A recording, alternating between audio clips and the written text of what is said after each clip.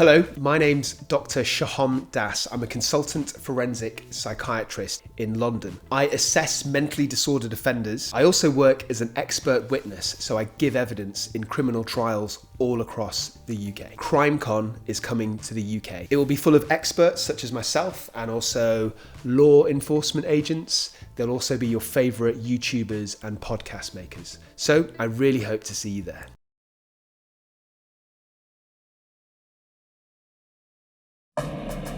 Get on your knees, get on it. In South Carolina, a family is taken hostage as part of a brazen bank robbery.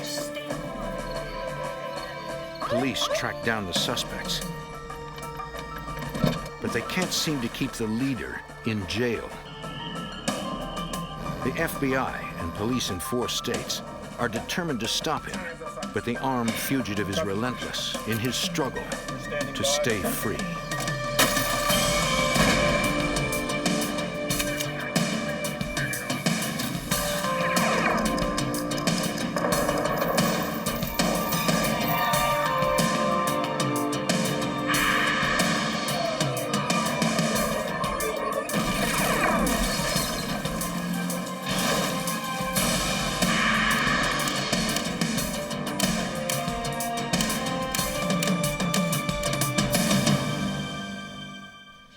When a bank teller arrived at her parents' home, the gunmen were already there.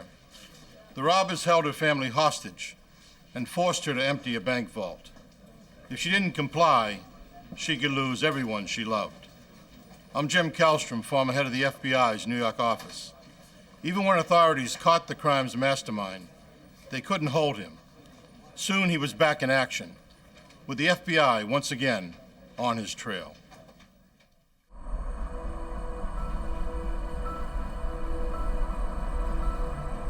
The Savannah River marks the state line separating Augusta, Georgia from North Augusta, South Carolina. On the South Carolina side, on a Friday afternoon in October 1995, Parker and Brenda Shaw returned home with their granddaughter, Brianna.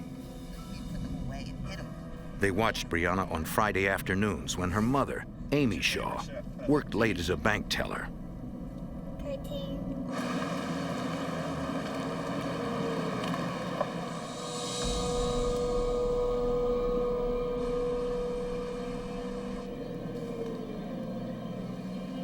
Parker tried to open the garage, but the remote door opener wasn't working.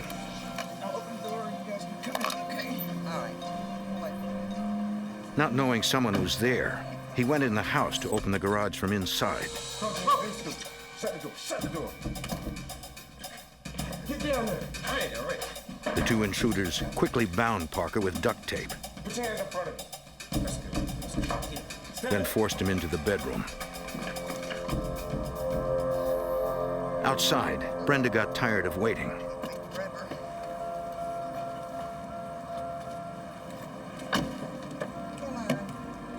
With Brianna, she began to walk towards the front door. When the garage finally opened, Come on, lady, let's go inside. This ain't no game, lady. Let's go. I ain't playing with you. Let's go. Come on, move it. Let's go. Come on. Upstairs, lady. Let's go. Let's go.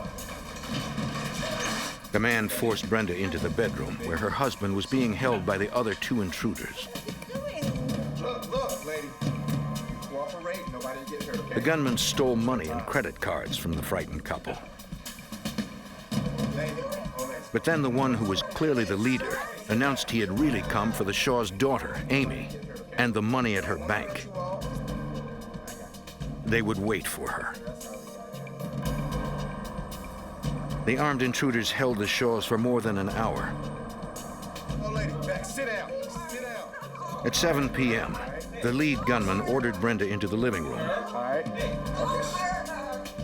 leaving one of his men to guard her husband and granddaughter.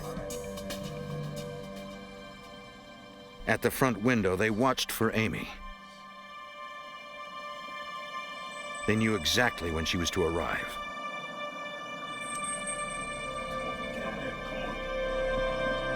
For Amy Shaw, it was an ordinary Friday evening.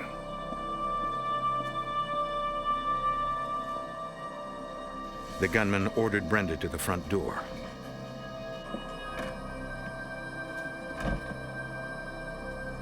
Usually it was unlocked, so Amy was surprised she couldn't get in.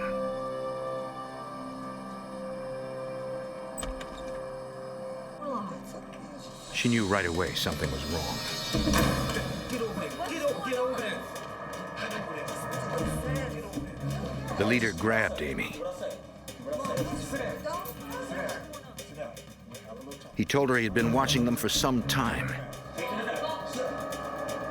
He knew their schedules, when they were vulnerable, everything. He began interrogating Amy about the security system at the bank. Do you have them? Do you have the code? From her training, she knew it was best to comply with the demands. Is it on the timer? Is the ball on the timer? No, there's no time. She said she could get him into the bank, but it took 2 codes to open the vault, and she only had 1. You ready? All right, don't try anything funny. All right, turn around. He said they'd deal with that when they got there, and warned her if anything went wrong, her family could get hurt. Okay. All right. Okay, The leader shut up. announced he was taking Amy to the bank Amy and I are gonna go for a little ride. and told his men to wait for his call. You guys got everything under control. Any false moves, take care of them. Let's go. Come on. Come on. Sorry. Her parents and little girl could only hope that she would not be harmed.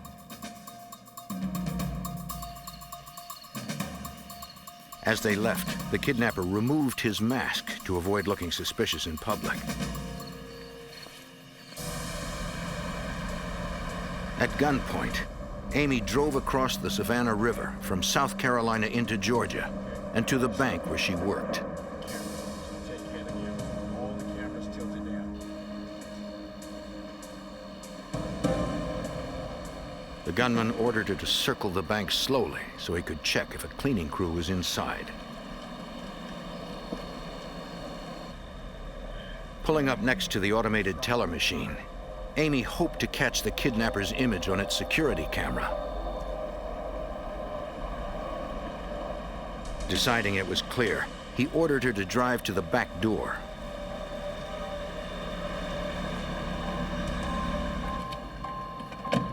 He told her that when they got inside, she was to explain all of her actions so he would know she wasn't setting off any alarms, and warned her again not to make any mistakes.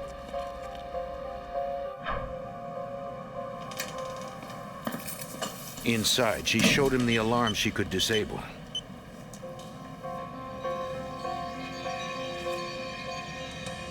Get over there.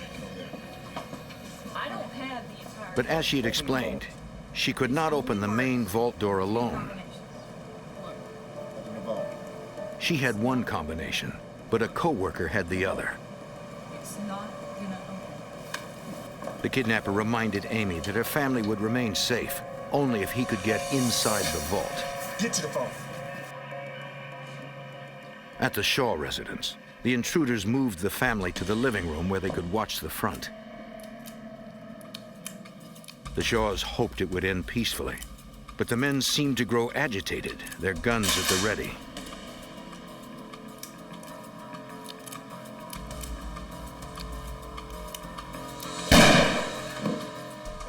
The handgun had gone off accidentally. Somebody come over here, man. What's wrong? Go. The intruders worried the sound had alerted neighbors. And their concern mounted as another car pulled up to the house. Somebody's coming. Get over by the door. It was Amy's brother-in-law and sister, and their young daughter arriving for a visit.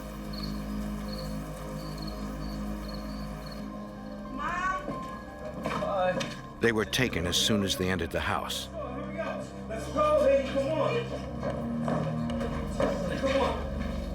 No, tie him up over there. Shut The up. gunman Not move. now had 6 hostages. At the bank, the lead assailant ordered Amy to call her coworker for the second combination. Hello? Hey, this is Amy. When Amy asked, the coworker hesitated, not understanding what was happening. Amy tried to explain that her family was being held hostage. Get me the combination. The gunman took over, threatening to come get the code himself. Okay, just calm down. Fearing for Amy's safety, the co-worker gave her the second combination. Open it. The gunman made sure the woman stayed on the line so she couldn't call police. Amy nervously punched in the second part of the combination. But the vault remained locked. You gave me the wrong combination. Make it work or else. She carefully tried again.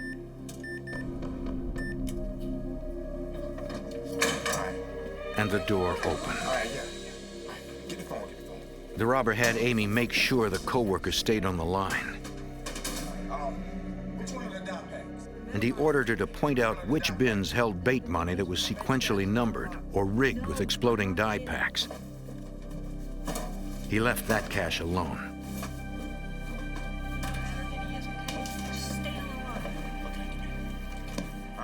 After the robber loaded up the money, he ordered Amy to call her parents' home on a second line.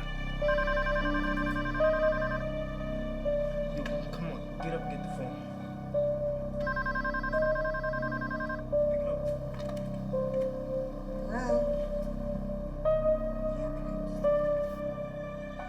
The leader ordered his men yo. to take care of things at the house, then leave and page him when they were clear. And get out.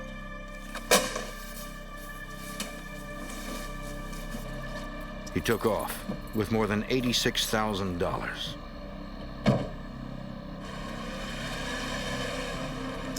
Once he was gone, Amy set off the alarm to bring help. Then, frantic with worry, she called home. Her mother warned her not to call police. The armed men were still there. But it was too late. She already had. Mom, don't hang up. Mom,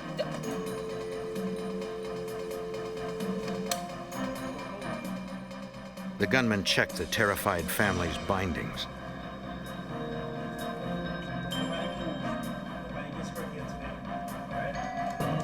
It seemed like they were going to leave. But one hesitated. Look, I'm out of here, man. Let's go. There were 6 witnesses to the crime. Yo, come on, man. Let's go. At 8 p.m., Richmond County Sheriff's officers responded to the bank in Georgia and learned the real crime was across the river. The lead investigator was Kenneth Booz. We relayed all the information that we had to the Edgefield County Sheriff's Office and told them that there was a possibility that the family was still being held hostage. Edgefield County, South Carolina Sheriff's investigator Don Bullock got the call. We had a family hostage situation. Respond was code 1. That's everything you got, fast as you can get there. The family had called, saying the gunman had left, but the deputies had to be sure. Sheriff's office, open up. Sir, step back. The deputies checked the house for the intruders. They were gone. They were safe. Nobody was hurt. Physically, they weren't hurt, but mentally, they had to be shattered. They really went through an ordeal. The Shaws described the men as best they could. They never saw faces and knew only they were African-American males. Look, we still got Amy, all right? The men were armed and aggressive. Come on, man. Let's go. What you doing? One had held a gun to Parker's head, Look, I'm out of here, man. Let's go. but the shot never came.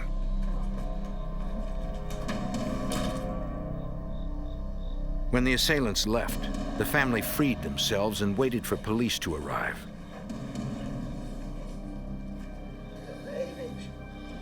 Parker explained that the gunman took the keys to his son-in-law's car and described what they were wearing. deputies put out an APB. As with any bank robbery, the Richmond County authorities notified the FBI. Special Agent Jerry Jones of the Augusta, Georgia resident agency arrived to interview Amy. She described the leader of the group and the direction in which he fled. She said she might have captured an image of him and told Special Agent Jones about the camera on the ATM. She tried to get him into a position where the camera may take a photograph of him. As it turns out, the camera was activated only when one puts one's card into the machine, so that didn't work. The cameras inside didn't catch him either. At the North Augusta crime scene, investigator Bullock arrived and was briefed on the search for evidence. Technicians from the South Carolina Law Enforcement Division had found oily shoe prints on the garage floor and photographed them for future comparison if suspects were located. From inside the house, technicians recovered a single cartridge from the bullet fired in the living room. It was from a .38 caliber handgun, but had no prints on it. Attempts to recover the assailant's fingerprints elsewhere failed as well, since they had worn gloves throughout the crime. At the top of the driveway, investigators located a vehicle stuck in a ditch. The two suspects, when they left the house, they were going to take a car, and they got the key from the victims in the house. In their haste to back out of the driveway, they backed into a ditch and could not get the car out of the ditch, so they left on foot.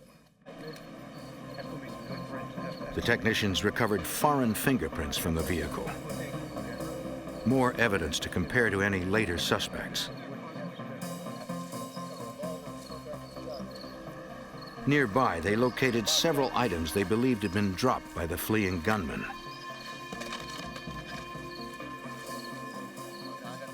There were several weapons, including a shotgun and a .357 Magnum.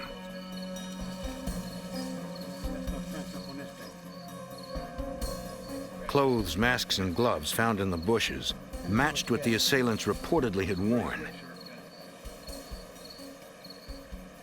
Without the clothes, police didn't have much of a description of the suspects. They updated the already vague APB. 3 African-American males, 2 probably on foot, 1 in a dark blue sedan, armed and considered dangerous.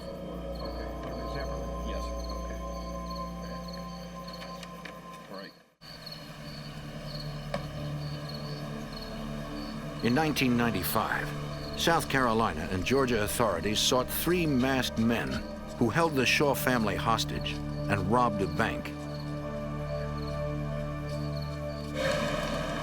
Within an hour of the 911 call, an off-duty deputy was en route to the Shaw house when he heard the revised APB.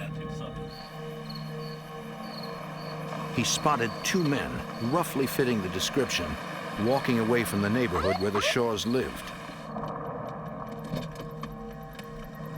Hey guys, let me talk to you for just a second. Where you guys coming from? The deputy questioned the pair, according to Sheriff's investigator Don Bullock. They asked them what they were doing there, and they said, we were up at the church playing basketball, and they had no basketball and no transportation. Backup soon arrived. The deputies knew the church mentioned had no lights on its basketball court. And being that time of night, it was dark. The red flags just flew up. It was, he put 2 and 2 together. If you don't mind, can we just take them back around the corner in your car since I don't have a cage? Come on, guys, we'll just clear you up real quick and that'd be nothing good. The young men agreed to go to a police staging area near the Shaw house for further questioning. They were identified as Daniel Evans and Lamarco Roscoe. At the bank, FBI Special Agent Jerry Jones received word of the two men in custody. I elected to leave the bank because the victim teller was comfortable and secure. So I left the bank and went over to South Carolina to interview the two suspects. Jones made it to the police staging area about the same time as the suspects. He and Sheriff's investigator Kenneth Booz knew that with more than one suspect involved, it was best to talk to them separately. We separated them because most of the time they'll start breaking down, but they'll start wondering what the other suspect has told us. When they start realizing that the other one might be talking, then they want to be the first one to get on the bandwagon and start cooperating. The men had been unable to give details about the church where they had allegedly been playing basketball. And investigators sensed they were involved in the crime. Special Agent Jones began with Lamarco Roscoe. You develop a concept of what their greatest fear is, some weakness they may have in their past or their family or something of that sort. And in this particular case, it was fear of the death penalty that got Roscoe's attention. Jones knew Amy Shaw was safe, but gambled that Roscoe did not. He told him his primary concern was Amy's safety. I told him that he needed to know that if the third robber killed her, that he would face the electric chair for his complicity in the robbery.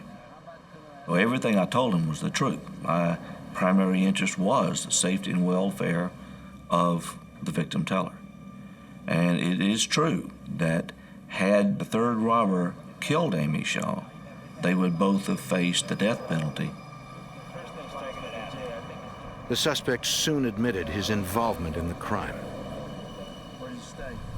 When asked for the name of the leader of the group, he said he only knew him by his first name, Chris, and believed his last name started with a J. Another law enforcement officer who was familiar with a number of ne'er-do-wells in the Augusta area recognized the name and actually asked if that was in fact Christopher Jaberk, which he replied that it was. Jones then interviewed the second suspect, Daniel Evans. I told him that his accomplice had already confessed, and he immediately began to tell me the story of what happened that night.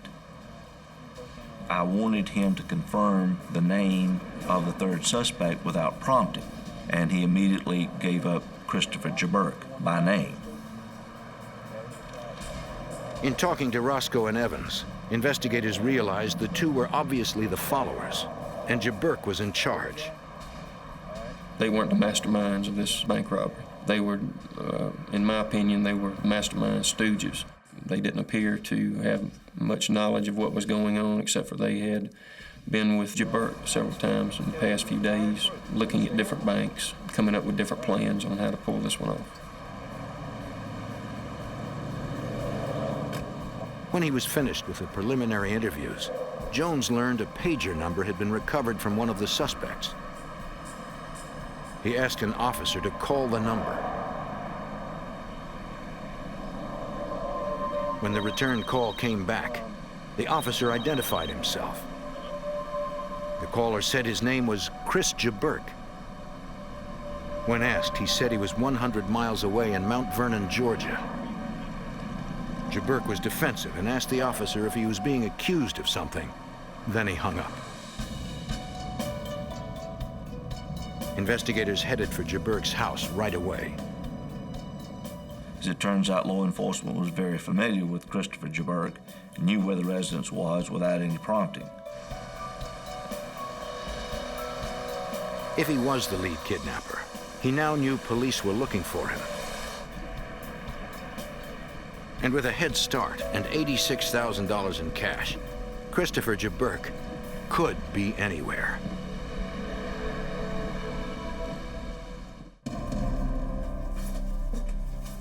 In October 1995, authorities were seeking Christopher Jaberk, wanted for armed kidnapping and bank robbery.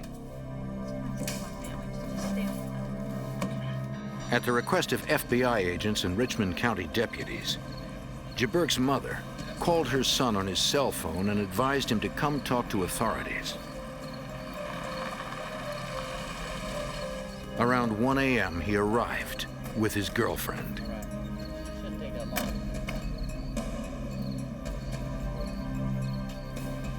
Although only 19 years old, Jaberk was already on a 5-year probation for burglary and escape from a detention center.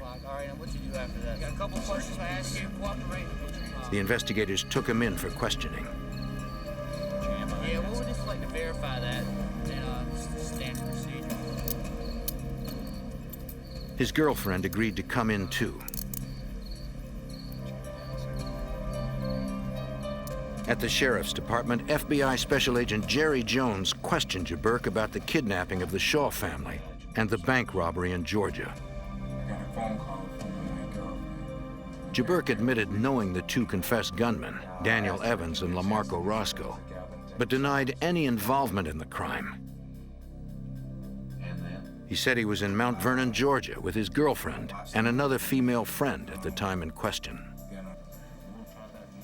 Jaberk at first gave the two girls as his alibi, claiming to have gone with one of the girls to pick up the other girl and then come back to Augusta, Georgia, and stated that he was with the two girls the entire day, and even after they arrived back in Augusta, Georgia, they went to a movie together, all three of them.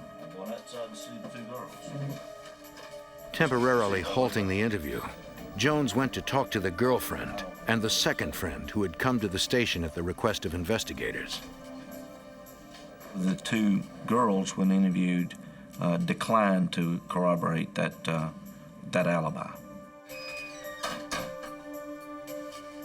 All right. The two girls don't back up the story. Jaberk quickly tried to come up with a new alibi, according to Richmond County Sheriff's investigator Kenneth Booz.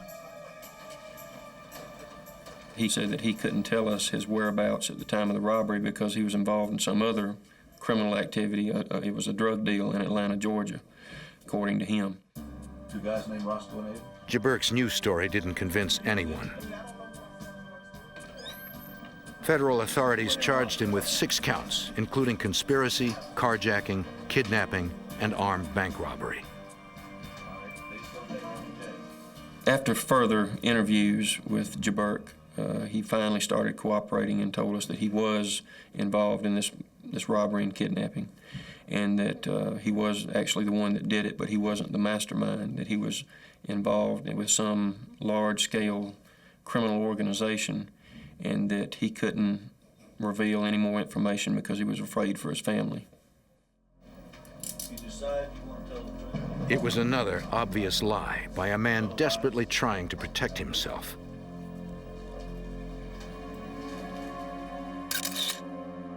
Jaberk's partners, Daniel Evans and Lamarco Roscoe, pleaded guilty to state charges of burglary, kidnapping, and armed robbery.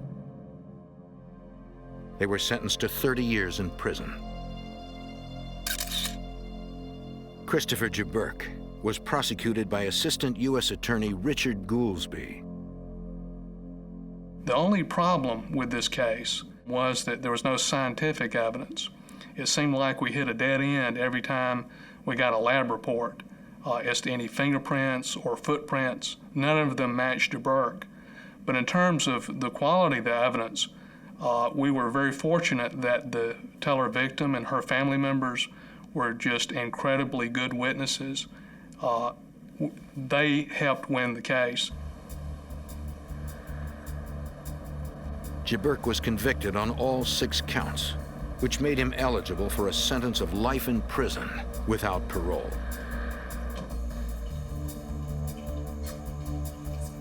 While awaiting sentencing, Jaberk was held at a small county jail.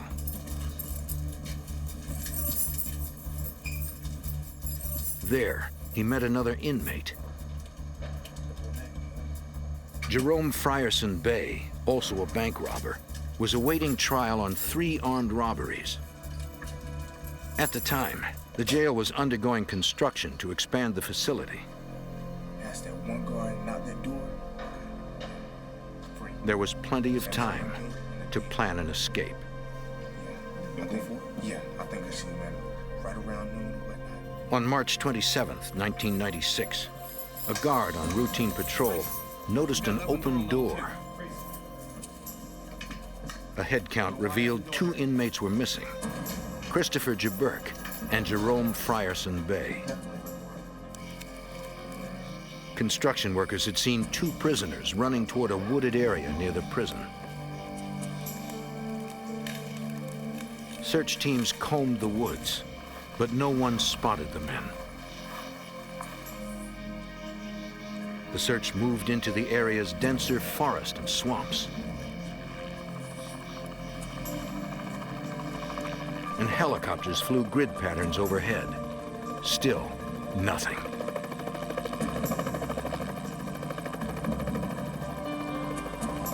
Authorities believe the pair might have had help on the outside.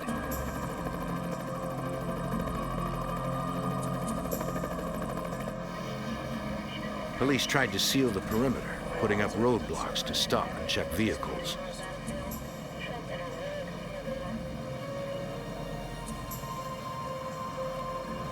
But the 2 escapees were nowhere to be found. Jaberk's escape posed a danger to the Shaw family, who had testified at his trial. We needed to contact the victim's family members and let them know about it, and to take other precautions that you would in a situation like this.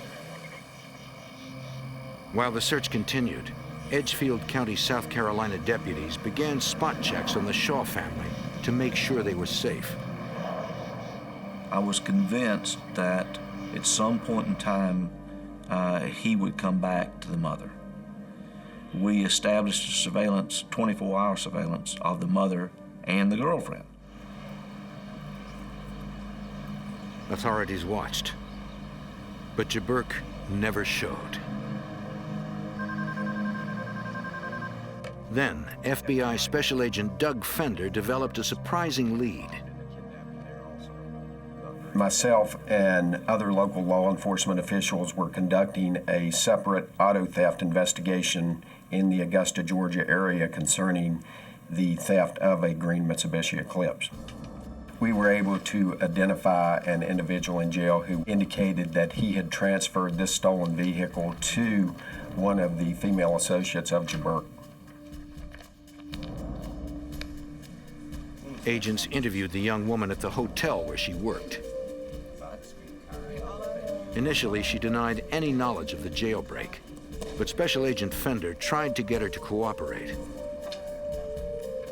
This job is mainly about talking to people. When you put all the fancy forensic techniques and those sorts of things aside, probably the success of most agents is based upon their ability to solicit information from individuals and make them tell them something that they probably don't want to share with you. When she realized she herself could go to jail, she admitted helping in the escape. She said that she and Jaberk's girlfriend delivered a stolen car to a parking lot near a wooded area by the prison.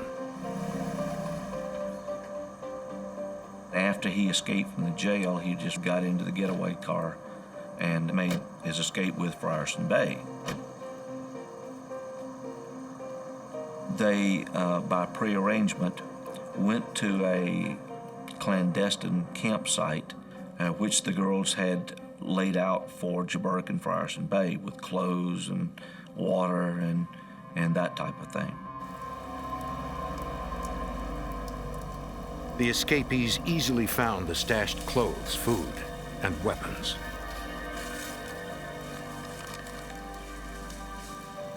They were free, but they needed money. The armed bank robbers knew exactly what to do.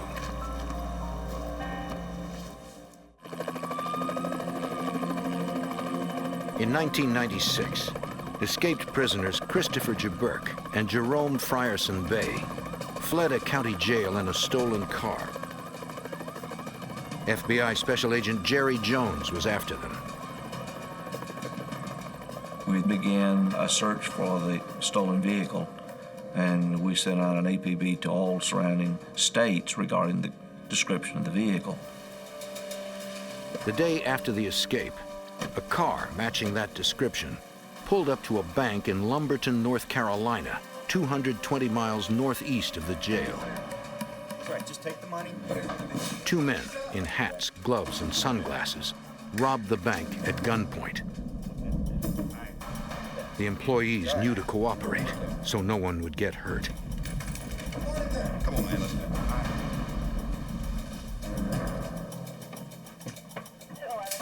Lumberton police and North Carolina FBI agents responded to the scene.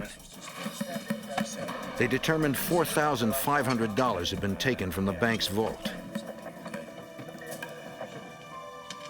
Security cameras were rolling during the robbery.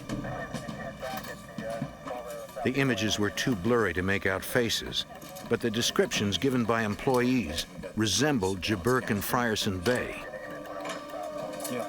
And the car they left in matched the one the fugitives had. I'll be there. Thanks. The car was the best lead for Special Agent Doug Fender. This vehicle we had entered into NCIC, and we discovered or was notified by the Lumberton police officials that that car had in fact been recovered in Lumberton, North Carolina. An hour after that car was found, agents received a report of a home invasion and carjacking in Lumberton and went to interview the victims. The couple said they had been working on their car in the garage when two armed men burst in, demanding the keys to the car and a change of clothes.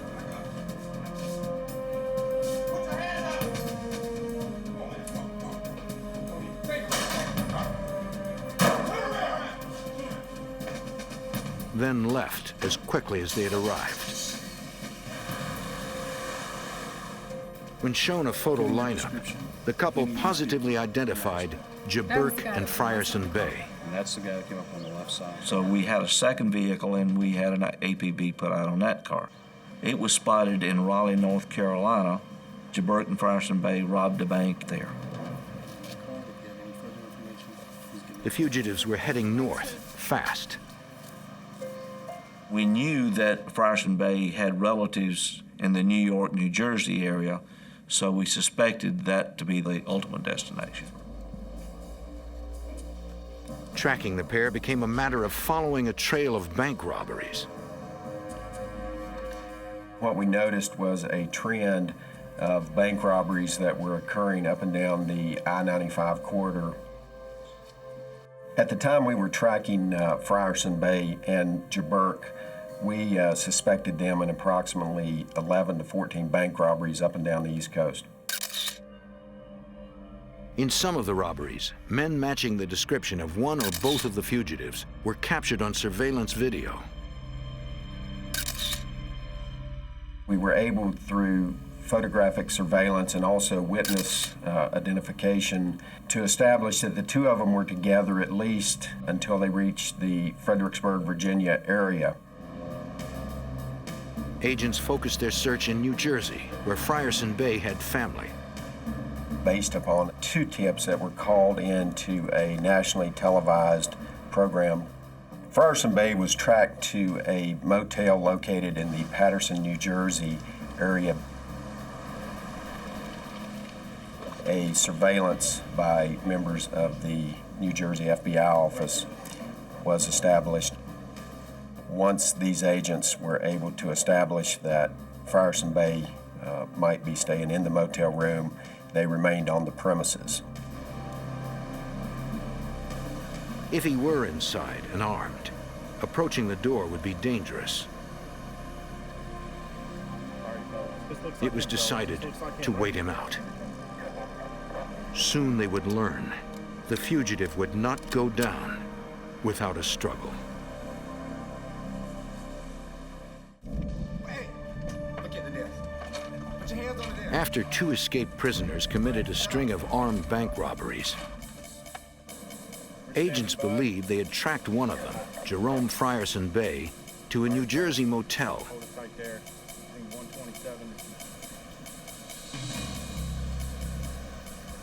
After several hours, they spotted the fugitive. He went to his car as the SWAT team moved in. Police, get out of the car! Get out of the car! We see your hands! Get out of the car! He locked himself inside. But that wasn't going to stop them, according to FBI Special Agent Doug Fender. After several commands by members of the FBI SWAT team, Frierson Bay still refused to come out of the vehicle, at which time one of the SWAT team members was able to break the glass with the butt of his MP5 submachine gun. Frierson Bay was then forcibly removed from the vehicle.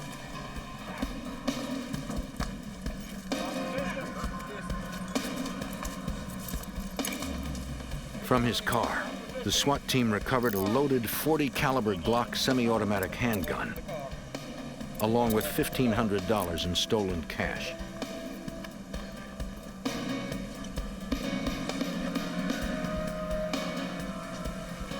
A search of the motel revealed no sign of his partner, Christopher Jaberk.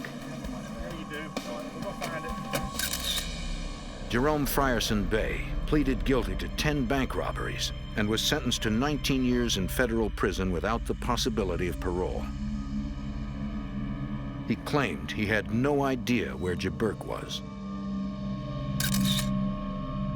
Finding Christopher Jaberk remained a priority for Georgia FBI Special Agent Jerry Jones. We believe that Jaberk and Frierson Bay parted company, and Jaberk began his journey back to Georgia. I always believed that Jaberk would come back home. The FBI announced a $10,000 reward and had begun the process of adding him to their 10 most wanted fugitives list when a media report generated a promising lead. Just a moment. A caller said she believed the fugitive was staying with her minister in Atlanta, though the minister didn't know Jaberk was a criminal. The caller spotted Jaberk when she went to check on the minister's house after the elderly man entered the hospital with heart trouble. An arrest team staked out the residence, dressed as yard workers. On May 9th, 1996, a vehicle pulled into the minister's driveway. When the driver emerged, agents visually identified him. What's going on? It was Jaberk. Finishing up the yard work for the old man? The arrest team moved in. Hands up, FBI! Hands up! Hands up! Hey, what's going on? Surprised and cornered, Jaberk did not try to run.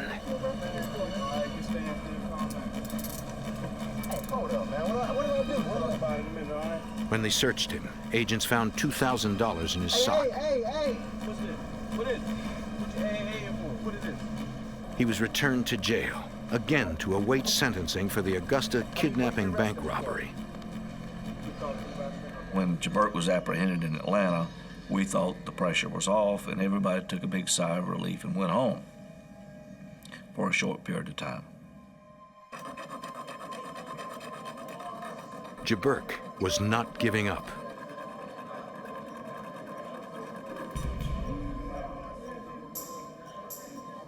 Six weeks after his recapture, he once again broke out of his cell.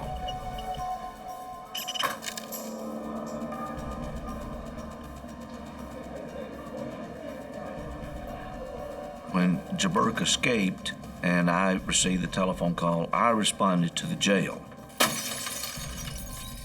to try to secure whatever evidence was there. We found a partial saw blade.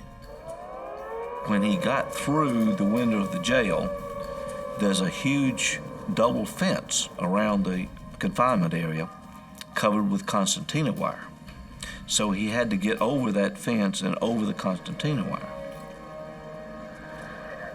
Agents searched the grounds and the fence topped with a razor-sharp wire. They recovered shreds of a prison uniform. And we actually found traces of blood there, so we knew he was injured, but he was on foot. They hoped he hadn't gotten far. So we began to trail him through this rural wooded area, which also leads to a swampy area, probably around 10 square miles. We immediately brought in tracking dogs, which led us directly to the wooded area. So we knew the route of escape that he was trying to accomplish. As old as I was, out with the younger people going through the woods, and we tracked through there for days, for several days, without finding him. I then decided that we needed some electronic gear to try to trace him. So I contacted the Atomic Energy Commission site over in South Carolina, and they provided me with a helicopter equipped with an infrared system that's a heat-seeking system.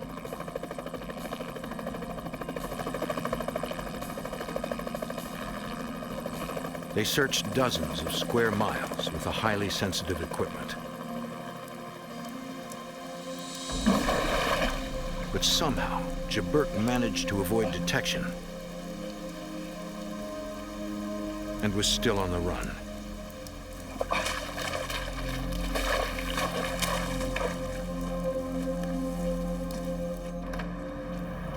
Four days later, an off-duty sheriff's deputy in nearby Appling, Georgia, thought he spotted the fugitive. The man was limping as if injured. The deputy called the station, and other officers spread out to search the area. He was tracked into a wooded area right behind one of the grammar schools and apprehended. Right there.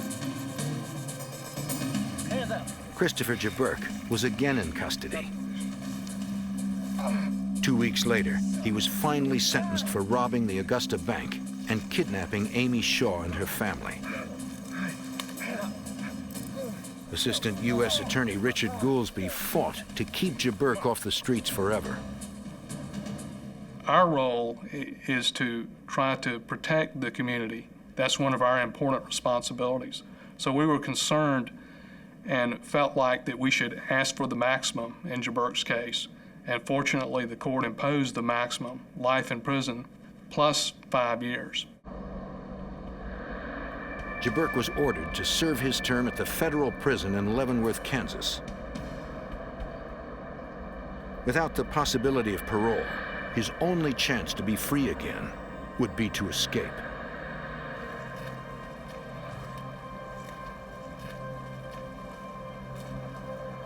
Several weeks into his sentence, Jaberk was caught trying to do exactly that by hanging on underneath a prison laundry truck.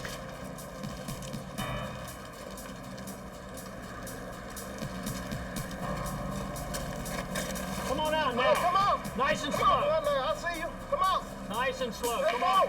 Get out of there. He had almost made it to the front gate.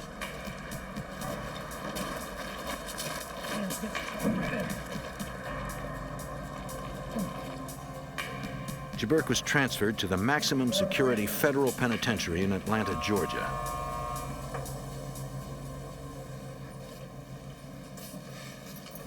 Even if Harry Houdini was in the Atlanta federal pen, he wouldn't be able to get out, and Christopher Jaberk is no Harry Houdini. No one doubts Jaberk will try again. But now, he is held in one of the most secure prisons in America.